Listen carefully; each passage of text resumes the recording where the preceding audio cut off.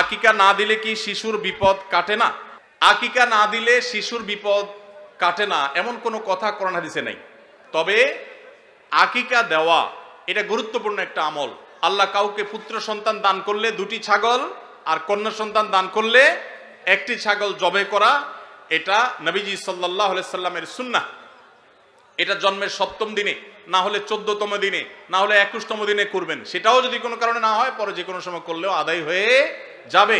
এমনকি কারো শিশুকালে যদি আকিকা দেওয়া না হয়, বড় হওয়ার পরে তার আকিকা দিলেও আদায় হয়ে যাবে। এই আকিকা এটা না দিলে যে বিপদ কাটে না এরকম কোনো কথা নাই। তবে হ্যাঁ, বিভিন্ন হাদিসে নবী সাল্লাল্লাহু আলাইহি সাল্লাম বলেছেন, কুল্লু গুলামিন মুরতাহানুন বিআকিকাতিহি, বাচ্চার এটা আকিকার উপরে সে অনেকটা ডিপেন্ডেন্ট থাকে।